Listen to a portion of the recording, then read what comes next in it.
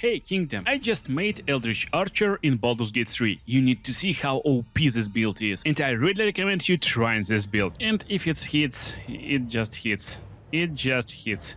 So half HP just from one arrow. That's just insane.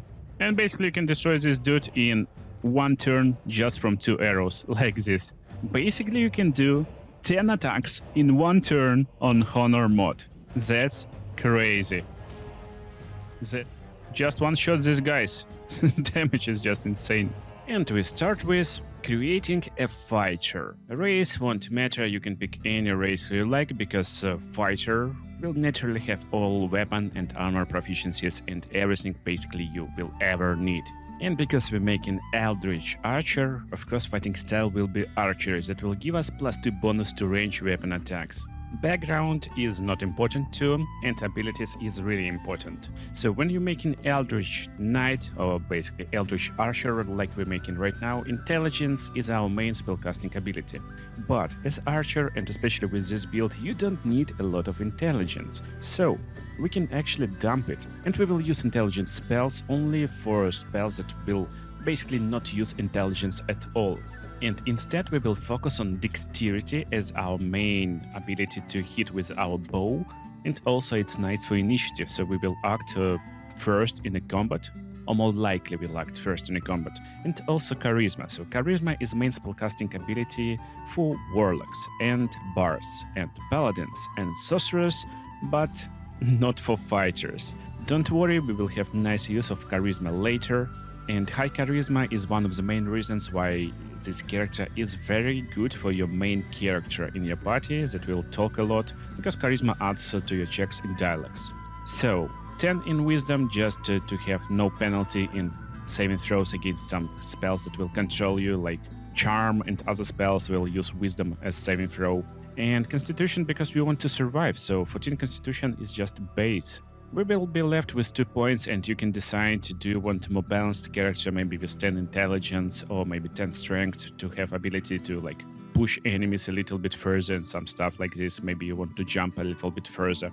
But I like to have charisma at 17, especially for my main character. And before we'll jump into gameplay section, let's level up until level 4. So fighter level 2 will get action surge, so you can just pop it and have additional action on every short rest, so it's pretty useful stuff.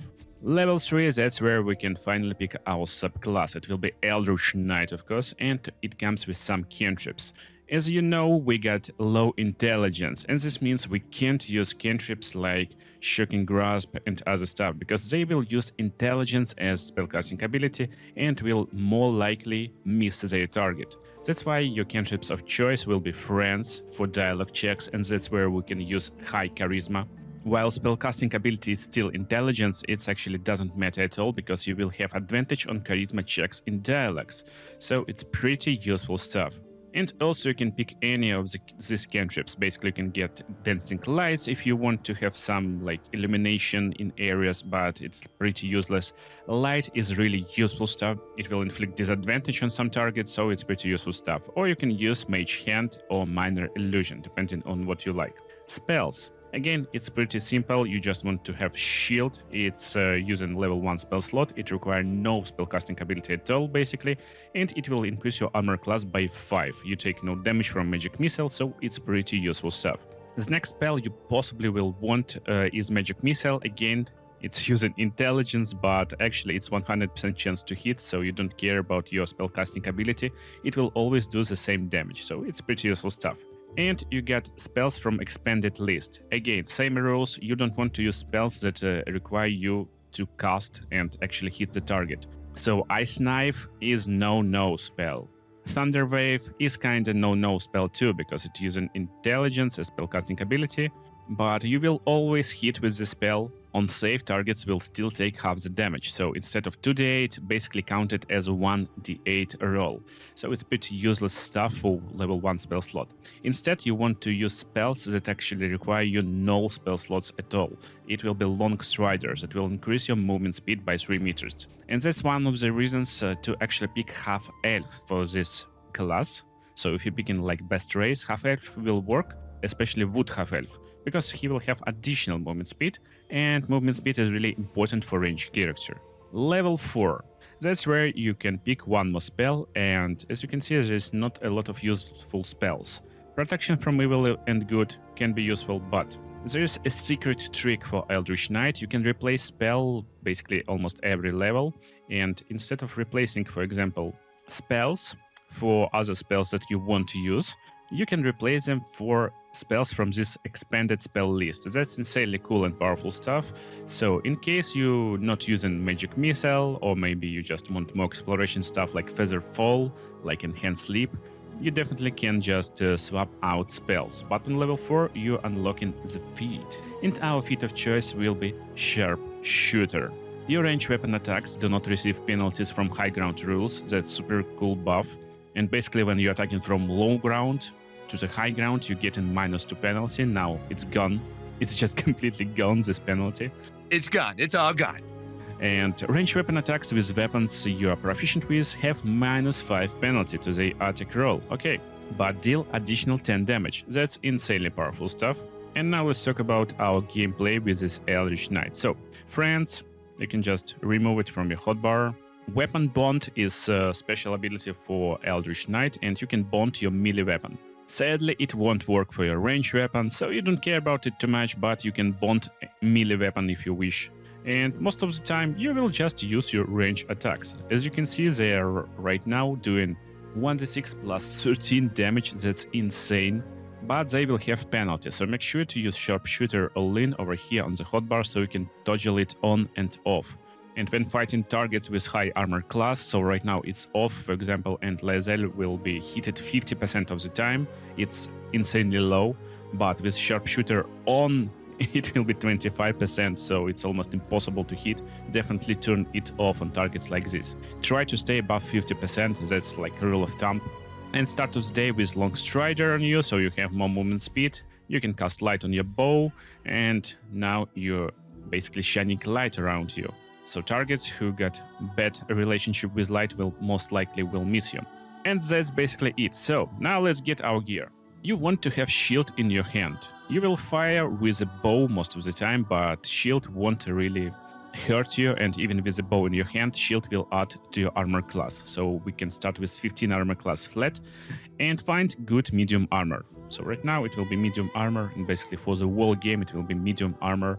And you can start basically your game with 19 armor class. It's insanely good for early game. And we're ready to go and find our gear. And of course we need something to shoot from. So let's find a good bow. The first bow you will find is actually in this Emerald Grove area. So find Aaron, the trader, you will easily find him.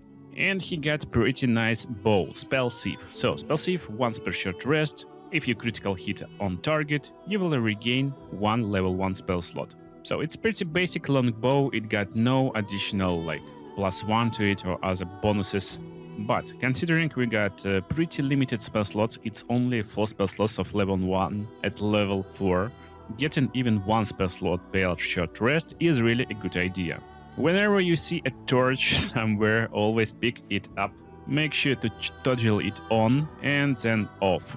It will be beneficial for you later. But right now, here at the bottom of Emerald Grove, there is another trader, Damon.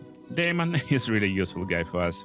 First of all, he will have some nice medium armors when you level up, so make sure to check him out if you don't have some armor from Githyanki, for example, because this good armor will work too, it's pretty good. But most importantly, he got hunting short bow. So first of all, it got enchantment, it's +1 bow. It's already got high chances to hit and more damage. It's not 1d8 bow because it's short bow, not long bow. It's just 1d6, but it got nice ability. And ability is Hunter's Mark. So it's definitely not looking as cool as longbow, but Hunter's Mark is bonus actions that will give you basically ability to do 1d6 additional damage upon your targets. And that's really cool. But there's one really important weapon in Walking's Rest. So, first of all, there's insanely good bow over here. All you need to do is to just go and destroy these blocked doors. Then go inside the building and go upstairs. And then on second floor destroy this broken door. You will save Commander Floric, and she will give you pretty good variety of items. Just for rescuing her, but sadly we need to pick only one. So Jolt Shooter is really good bow, especially for the start of the game, because you will gain lightning charges, and these lightning charges will give you +1 to attack rolls, and also you will deal additional lightning damage. But for this build specifically, you want to have spell Sparkler. You will understand why a little bit later, but for now just pick this awesome and great stuff. So now it's time to understand how to use this awesome class in battle. First of all, make sure to bond your stuff basically in your hand from the start of the day, and this will make it basically undroppable from your hands. Then you can go and find some trouble. So let's just talk with this boy beside this door. And as you can see, we got different charisma checks. For example, deception check.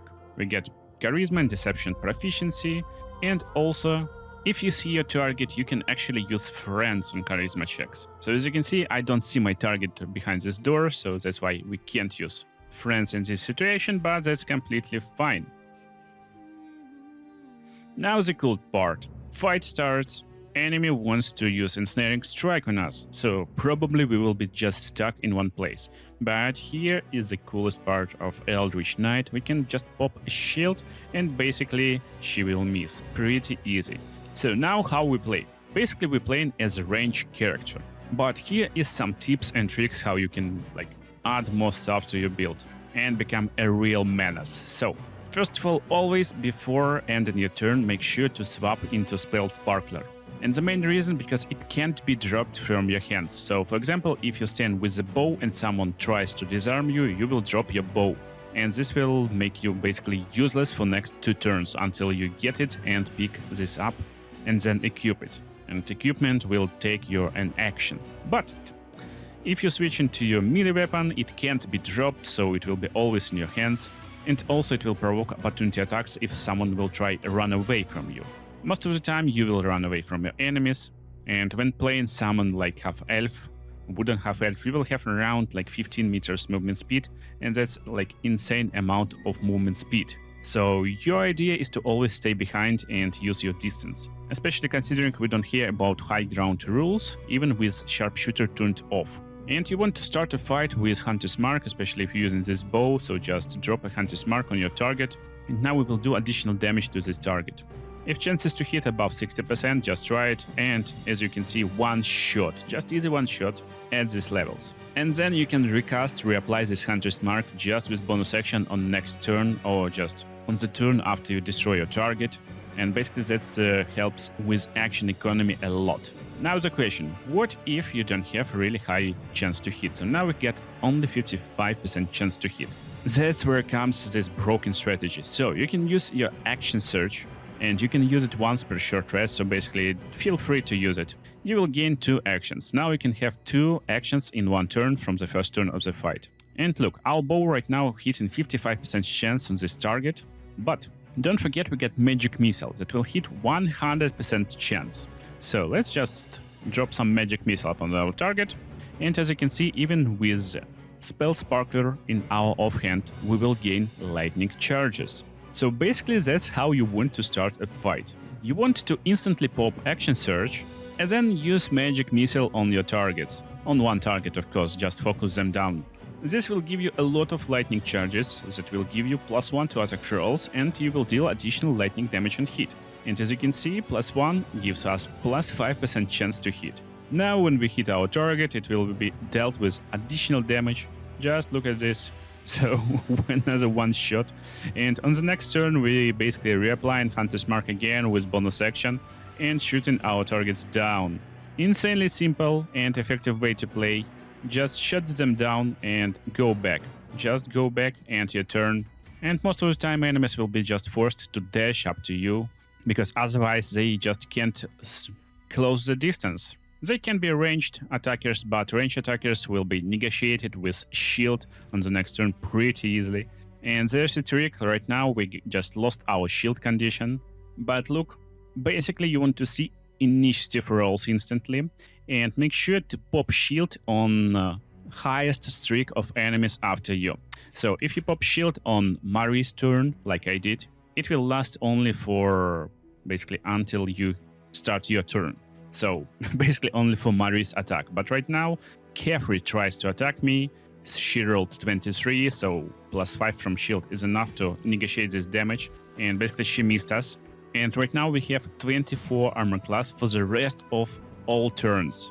So basically this guy will try to attack us. He will attack into shield, into 24 armor class. And it's basically impossible for him to hit us. And same for this lady. As you can see, that's how you use shield for maximum potential. So he is pretty fun and really powerful archer. And yes, you can make him even more powerful and broken. So to make him even more powerful, especially in early game, you want to have one cool bow. And you can get it pretty early in Act 1. So just to the right of Walking's Rest on the Rising Road, you will find these gnoll hunters. And you want to basically destroy them. And right after you did it, there's another gnoll hunter boss. But to go there, I recommend to be at least level 5. And on level 5, everything is still really simple. You just pick one more level in fighter to unlock extra attack. But with party, of course, you can do it at level 4, and there's another trick how to do it even solo at level 4. So what you will unlock after this fight? You will be able to get Titan String Bow from the Act 1. If you miss this bow right now, you can get it in Act 2, but honestly, you don't need it in Act 2. Still, if you wish to use it, again, it's super broken because this weapon deals additional damage equal to your strength modifier. Right now, our strength is just 8, and if you wish to use elixirs of heal giant strength every now and then, definitely just pop this and it will make your strength 21, so you will get +5 from strength, and then get your Titan String Bow. So the trick to beat this boss basically, and especially do it a lot faster, you need to find this boss over here and make sure to be close to Flint. So Flint is really nice lady. She's like a leader of gnolls, and she will run like left and right from time to time, and you want to sneak up almost up to her. The idea, when you exit your stealth, she will come close to you and will initiate dialogue. So the problem, if you stay far away and you start this fight basically, she won't be able to initiate dialogue. And without this dialogue, you will be forced to fight her. Instead, you want to talk and then pick option number 2, search her mind for the source of the voice. Then strange symbol will glow upon her eyes. And you need to make sure you got this elicited wisdom ready. So if you used it before, make sure to just long rest before this fight, and this will recharge your elicited wisdom. Now you will ask her that you are the same pack and will try to command her. Need to roll only 2, so it's an easy roll. And now she will be on our side. It will make this fight a lot more easier. Flint is just insanely powerful now. And look, she just one-shots everyone. That's crazy. Still, make sure to be careful, but again, with a shield you won't have a lot of problems. And main problems is this gnoll hunters. But again, you know the drill. Basically, you want to start with magic missile. Don't forget to pop your hunter's mark upon a target. And then just use action search for additional action. And now just shoot your enemies. And well, it's written like 15 to 22 damage. It's actually a lot more. It's 20 to 27. So as you can see, 29 flat damage. It's insane. +1 lightning. So what we're doing right now, we're doing basically 1d8 piercing from our bow, +1 from enchantment, +3 from modifier from dexterity, +10 from sharpshooter all-in, +6 from hunter's mark, and +5 from strength modifier from titan weapon. And coolest part right now, you can do 2 attacks with 1 action if you level 5. So at level 5 you want to switch a little bit, especially if you're playing on honor mode. The thing is, additional actions on honor mode will give you only 1 additional attack. So on honor mode, if you wish to actually maximize your chances to hit and maximize your damage, you want to turn off your sharpshooter all-in first, then make 1 single attack, and this attack will highlight your extra attack actions. So you will see, oh yeah, I can do range attack, I can do main hand, so basically extra attacks. And now, only now, you can pop action search and then use magic missile. Then you turn on sharpshooter all-in and just enjoy a lot of additional damage on your targets. So that's the best setup for Act 1, especially if you're playing solo, but if you're playing in a party, you can still stay without Titan String Bow pretty easily. After fight is completed and you're done, Flint will talk with you a little bit more. Now you can talk with these guys pretty easily, and they will give you the password. And right from these doors, head towards left. you will see a bunch of boxes over here, and just move them, go inside, tell a password to this bro, go in to the hatch right behind him, then into the wardrobe on the other side of the cave, and you're in the Gentrim hideout. So there will be a Gentrim leader over here, just talk with her, and trader on the bottom of this cave will unlock secret stash, so you can buy this Titan string bow. All this stuff and strategy will easily give you access to further acts. And you know what is the coolest part? You don't even need to wait until later acts to finish your build, because most of the builds, as you saw maybe online, actually asks you for a lot of weapons that is only available in Act 3. But this build will be ready even before Act 2, so that's the coolest part. Now the hard part. To get this build, you need to actually clear this scary part over here. This building, yeah, you need to clear it out. But before you enter there, you can speak with Lady Esther. So we are right now in Rosmarin Monastery Trail. It's basically mountain pass, but before you get there, make sure to level up a little bit and maybe clear Underdark first. When you clear Underdark, you will probably be already around level 6 or even level 7. And now it's tricky part and where build actually begins and becoming insanely cool and powerful. Hey, it's very likely you will find text versions of this and other builds in my Discord. Just press on more and you will find link for it in description. So, on level 6 you want to add a new class to your repertoire and get Warlock subclass. So, Warlock class basically. Then you want to have cantrips. Again, our main spellcasting ability for Warlock will be Charisma, so now you can pick any cantrip you like, and you can go with Eldritch Blast, and you can have something for exploration like Minor Illusion or Mage Hand if you don't have them yet. But Bone Chill is extremely useful stuff, so at level 6 maybe get Eldritch Blast and Bone Chill. Bone Chill will prevent target from healing. Against some targets it's extremely useful, but most of the time you will just use Eldritch Blast. For our subclass it will be the Great Old One. Now when we land a critical hit, creatures will need to succeed on Wisdom saving throw or become frightened and basically stuck in one place. And for our spells, we're going with Hex spell right now. And Hex is basically same as Hunter's Mark, but will do necrotic damage instead of basic damage from your weapon. Again, it's a bonus section, it can be recasted, it's pretty useful and really cool one. For another spell, you can pick any spell you like. I really like to go with Armor of Agathos for just a little bit of temporary hit points. It's nice and useful in some situations, why not to have it? And right now, Warlock comes with really nice and insanely powerful stuff, Agonizing Blast. When you cast Eldritch Blast, you will add your Charisma modifier to the damage it deals. Sounds cool, but you still don't want to use a lot of Eldritch Blasts yet. So instead of getting one more level in Warlock at level 7, we want to get level in Fighter. It will unlock you additional feat, and this feat will be ability improvement plus 2 to Charisma. So now our Charisma is 19. At this point of the game, you probably already fought the boss, and you want to have this hair for Charisma to get +1 bonus and round up Charisma up to 20. This will increase chances to hit with Eldritch Blast. It won't do a lot of damage, but still, chances to hit is really nice. And let me show you this build in action, but to make build we need to buy some items. So, this lady over here is selling insanely good boots. Boots of Elemental Momentum. Very nice for us when we deal in acid, cold, fire or lightning damage.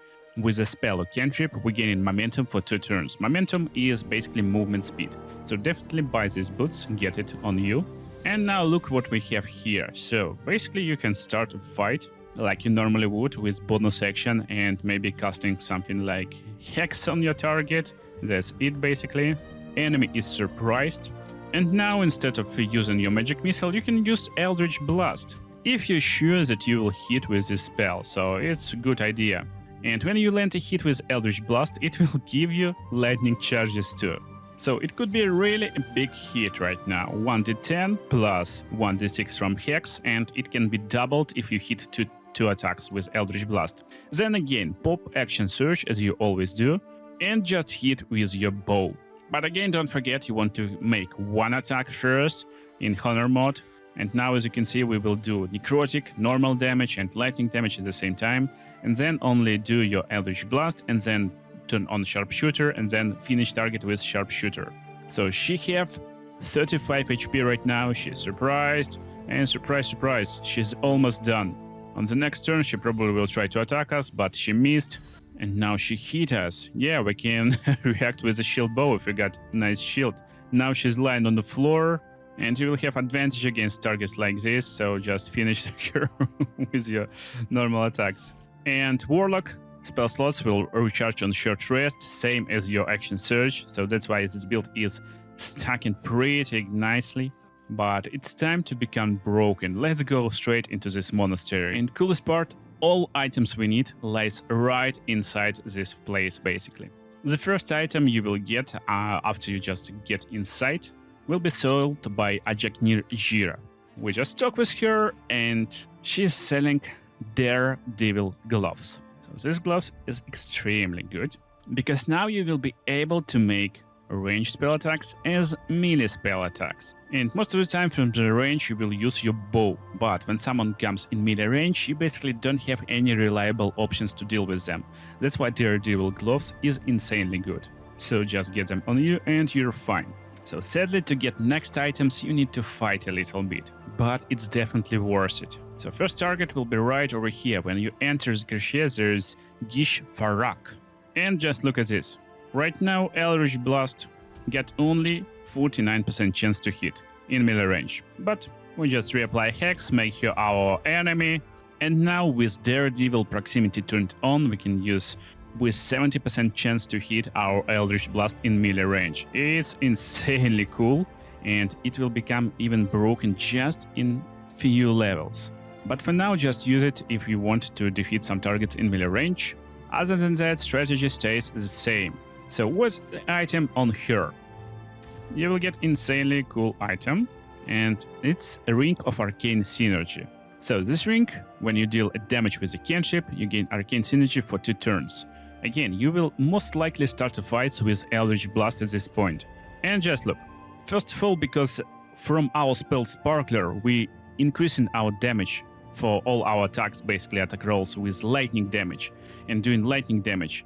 Thanks to our Boots of Elemental Momentum, we're getting momentum for 2 turns. That will give us additional movement speed.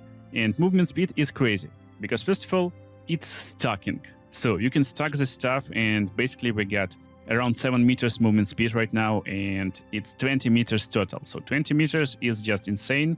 Most of enemies won't be able to cross this distance to actually be able to even reach us. So you will be always from the range and from advantageous position. And also because we deal a little bit of damage from our cantrip, now Arcane Synergy is turned on.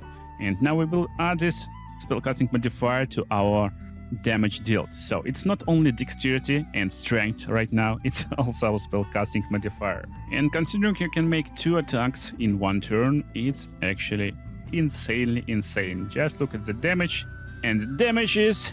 oh geez, let's see. As I told you, it's bow damage plus enchantment plus dexterity plus sharpshooter plus spellcasting and plus 5 from Tyson String bow. It's just insanely good damage for just 1 bow hit. And after shooting with your cantrip, you will get it for 2 turns. So basically after you start fight like this, you will be able to make it... oh yeah. Another stuff that will drastically increase your damage output can be sold by Ajaknir Jira too. So I just forgot to tell you about it. And you're looking for different consumables. And you're looking for arrow of many targets. So this arrow will be shooted and it will deal additional damage to around enemies. That's crazy. You can use any arrows you like actually. So if you're fighting against humanoids, arrow of humanoid slaying is really nice. And just make sure to get some elemental arrows every now and then. And another Gitianki you're looking for is located right over here behind this door in this infirmary and in this chamber with elite soldiers. His elite soldier Gish Umrak.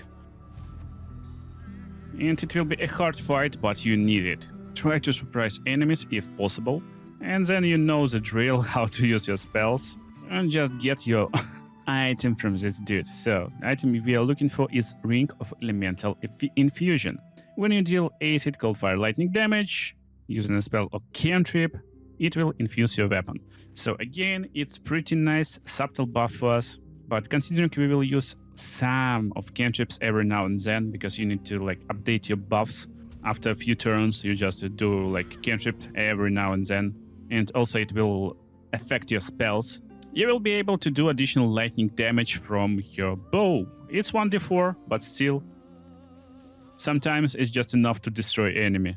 And now about arrows of many targets. Just pressing your range attack button, you will be prompted with choosing of arrow, and arrow of many targets is insane.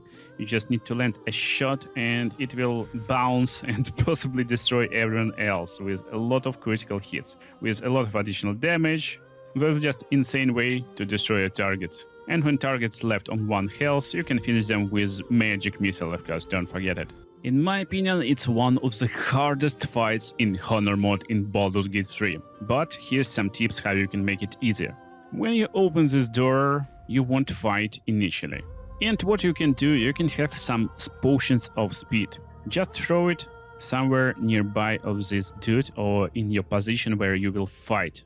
But this position is kinda okay. And this will create areas when you enter it, you will gain this potion of speed effect. Same pre-dropping technique can be used for potion of invisibility, for example, just in case you will be in trouble, you can drop it like behind you, and it's pretty useful stuff. And also you can just create a little bit of areas of healing, so in case you need some healing, just drop it over here, and then you will enter in this zone. And just with a few steps, you will heal yourself for a pretty significant amount. This pre-dropping technique is insanely good. Now start a fight by using Potion of Invisibility too. Carefully move and don't activate this, basically potions for your later usage. And also you can throw Potion of Speed right at your target, right at this Wargas. He will be hastened. Sounds bad. Why you ever want to do it? But here is the way to do it. Basically, you enter into Potion of Speed area. Now you get 2 actions instantly. Of course, Action Search is still available to you. Start a fight just by doing some magic missile, for example. And you started a fight from invisibility. He is hasted, but you're kind of fine for now. Most of other enemies will be surprised. He's the only one guy who can't be surprised. Now, thanks to our movement speed, 24 meters, we can basically run around to every place we want and wish. But basically, hastened enemy is not a problem to you, especially considering he get high defense and it's insanely hard to hit him with your sharpshooter. But you can use one action to throw another potion of speed at him and he will become lethargic. This means he's basically stunned for 1 turn, and you can repeat this process every turn, because now you get 2 actions, you get Action Search. So he is disabled, you will have advantage on attack rolls against him. Don't forget with bonus action to drop a hex on him. And now Arrow of Many Targets will destroy a lot of surprised enemies. Just look at this. So this magus is almost destroyed. You can do 2 arrows and destroy them in one go, basically. With 2 arrows, it's insanely easy. What to do with this bro later? You can have Arrow of Humanoid Slaying. It will do insane amount of damage to this target base. And if it hits, it just hits. It just hits. So half HP just from 1 arrow. That's just insane.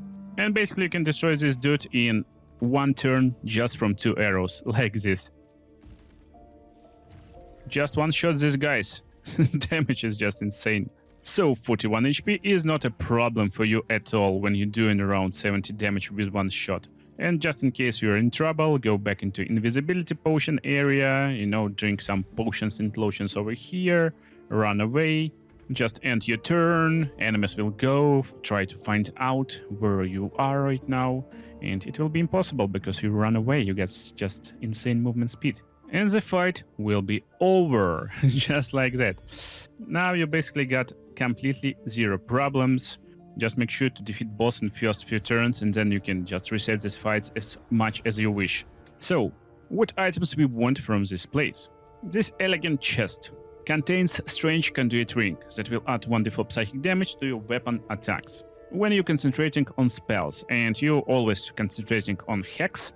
So this ring is just a great substitute for your ring of elemental infusion, in case your other party members don't need this ring. So if you're playing solo or other party members don't need it, just get this on yourself. Then elegant chest over here. And there is gloves of belligerent skies. When you're doing lightning damage, you're inflicting 2 turns of reverberation upon the target. Again, insanely broken. And now you can decide, do you want to basically play smart, keep the distance of your targets, and then use Glove of Belligerent Skies. But if you wish, just chill and sometime be in melee range from your targets, Daredevil Gloves is the way to go. So Reverberation is insanely powerful stuff. It will basically make enemies prone and possibly inflict some thunder damage, but most importantly, that will make enemies prone. And because you're doing lightning damage basically with every attack, with every attack roll, with every magic missile, Eldritch Blast, it's just insanely cool stuff. So that's everything we need from this place, and it's time to finally become insanely broken and cool Eldritch Archer. You are already insanely powerful, but right now we're going into Act 2, and basically from the start of the game, from the start of Act 2, we're finishing our build. Because again, it comes online pretty fast. So first of all, you need to side with Tieflings and save Tieflings. There will be Demon over here, and you want to buy this Dark Fire short bow from him in this act. It's insanely good substitution for Titan String Bow, especially for playstyle we're going for. Again, if you want a little bit more damage, go with Titan String Bow, it's completely fine. But for this playstyle, I really recommend going with Dark Fire short bow. So first of all, it gives you ability to cast haste on yourself. Now you will be concentrating not on reapply hex, but on haste. Yeah, so you're getting more damage from Strange Conduit Ring pretty easily. And basically, instead of focusing on elixirs of Heal Giant Strength, you will want to use a lot more elixirs of Bloodlust right now. And when you kill an enemy, it will give you additional action on this turn. So it basically acts like action surge when you kill any enemy. And with our damage, we will be easily able to destroy enemies like in one single turn every time. And with haste on us, we will get additional action.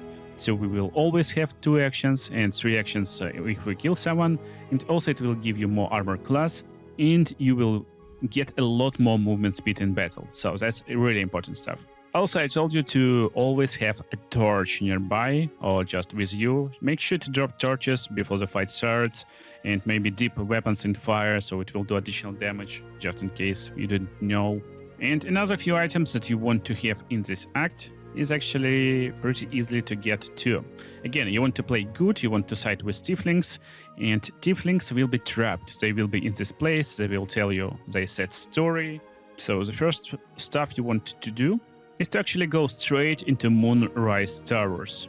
If it's possible, cast haste before the combat, and from hidden position you can easily go in and start a fight with Eldritch Blast. But let me tell you what happens in this act. In this act you will be leveled up to level 9 pretty easily, and at level 8 you will get this awesome War Magic Future. So now when you attack with your cantrip, you can make weapon attack using bonus action. That's insanely cool. First of all, you will be able to unlock a little bit of spells from your Eldritch Knight, basically right now at level 7. And there's not a lot of spells that you will actually want to use, but I recommend to get Darkness right now, just in case you will want to use it. And just in case you can have Thunder Wave. But that's it with Fighter. So we stop at level 7, we won't take any additional feats, instead we want to have Warlock at level 9. First of all, it will give you additional spell, you don't care about spells, but Eldritch Invocations is really important. You can go with Agonizing Blast and Repelling Blast, so pretty easy and just straightforward stuff. You can push enemies 4.5 meters away from you while having insane amount of movement speed and just kite them indefinitely. Agonizing Blast will add your Charisma modifier to damage you deal with your cantrips. Again, it will make your Eldritch Blast a lot more powerful right now. And also, you can have, instead of Repelling Blast, Devil's Sight, if you're planning to use Darkness. So this will give you ability to stay in the darkness and basically attack from hidden position. Just for demonstration purposes, let's pick Devil's Sight. Still, I recommend Repelling Blast for this playstyle especially, because we want to concentrate on haste most of the time. But if you want to concentrate on darkness, then definitely stick to your Titan String Bow. It will be a lot more powerful, so if you wish to stay in one place and protect darkness, then go with Titan String Bow. But with haste, you basically have these 2 actions from the start of the turn, and you want to start from Eldritch blasting your enemy. As you can see, it's insanely powerful. Enemies will probably be surprised. And you basically start a fight with 2 actions. So this gives you ability to do this, basically. You can start with Eldritch Blast really easily on the first turn. And now, as you can see, we can use our bonus action to make attack with our arrows. That's insanely powerful and really overpowered stuff, I would say. And damage is also just crazy. I don't know how much damage it is, but it's just a lot. But that's not it. Now, every time we make a hit, so we can do like 2 hits with Eldritch Blast, it will give a lightning charges, momentum, other stuff. Then we shoot with bonus action, probably with extra arrows, so arrow of many targets will be counted as like 3 attacks. You will gain arcane equity stacks right now. And now we will have +1 bonus to spell attack rolls and spell difficulty class. So spell attack rolls is basically Eldritch Blast now have 95% chance to hit, and on next turn we're basically doing the same. We're just Eldritch Blasting target with our action, then trying to fish easy targets with a bow.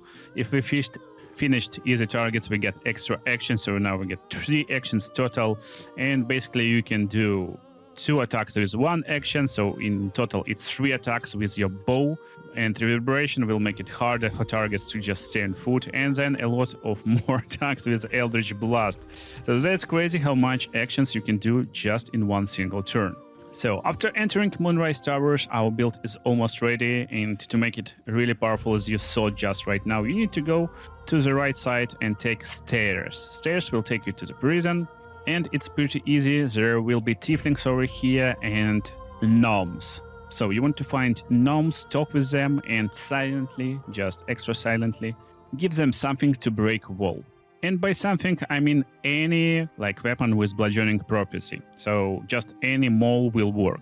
I recommend clearing all guards before, so you make sure that everyone survives, and then get back to Last Light Inn, talk with all tieflings, and Alfira will give you this awesome potent rope. So potent rope will add your charisma modifier to your cantrips damage. That's insane because now we're doing a lot of cantrips every turn. We will try to use Eldritch Blast, and every Eldritch Blast strike will deal additional damage. Considering our charisma, it can be around +5, so it's pretty good, insane, and hit chance is just substantial. It's 100% hit chance basically. This hit chance can be acquired by using this helmet on Astarion right now. But before we dive into this helmet, let's finish our build with a rogue. So yeah, we're finishing it with a rogue, and we're getting 1 level in rogue. 1 more level in rogue will give you ability to use bonus actions to hide, dash, and basically keep distance from enemies even more. And most importantly, at level 3, you want to pick Thief subclass. Again, if you're going for Darkness, Titan String Bow style, go with Assassin. It will be just more powerful, especially if you know what you're doing. But Thief will be just insane for this playstyle. And basically 100% hit chance gotten by this Helmet of Arcane Equity. When you deal damage with weapon attack, you gain Arcane Equity for 2 turns.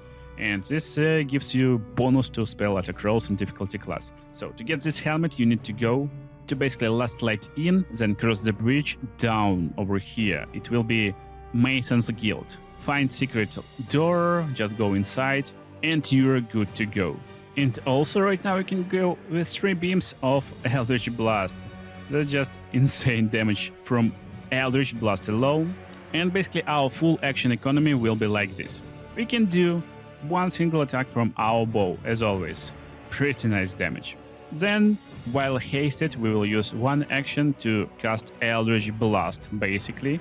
So we get 3 arrays of Eldritch Blast. Then we can make 1 range attack to finish our extra attack. Jeez. Also 1 range attack from bonus action, because we just attacked with our cantrip, so it's easy defeat of any target. But if we're using this Elixir of Bloodlust, it will give us 3rd action, so basically right now we can do 1 more Eldritch Blast pretty easily and destroy 1 more target. And now use our 2nd bonus action to make 1 additional attack, because we Eldritch Great Old One Archer. So it's a real Eldritch Blaster. It's just insane, insanely powerful, and just crazy amount of damage. So if you treat 1 Eldritch Blast arrow as 1 attack, basically you can do 10 attacks in 1 turn on Honor mod. That's crazy. That's just insane. This build will easily get you to the later stages of the game. Again, we get pretty nice AC, considering we're using just a rope instead of normal armor, but yeah, it's while we hasted. So what you're looking for in Act 3 when you're going into Act 3 finally? You're looking for Gaunter Mile. You will get it from Steel Watcher Foundry boss. Again, it will give you same haste, but first of all, it's looking insanely cool. I mean, it's just great bow. And also this bow comes with extra action. It will be Bolt of Celestial Light. You can do it once per short rest, but it's insanely good for our playstyle. So Celestial Haste will give us this action, then Bolt of Celestial Light will do additional radiant damage on hit, so it's pretty powerful stuff. Gaunter Mile will give you additional radiant damage on hit, so it's a lot more additional damage, and that's pretty cool. Especially considering you can inflict Guiding Bolt on attack with this bow, and it will add one more source of reverberation upon target, basically making our cantrip hit almost 100%. And that's without lightning charges. With just single lightning charge, it changes to 96, pretty easy. But with arcane equity stacks that you will get from attacking with your bow, oh yeah. Now we hit 99% chance with our Eldritch Blast. I hope you really enjoyed this awesome build. If you wish another non-meta insane archer builds, you just see videos on the screen right now. And also make sure to comment if you wish me to make a really big long video on how to go and beat solo honor mode with this class and this character. Solo honor mode Eldritch Archer. Just leave a comment and see you in the next videos.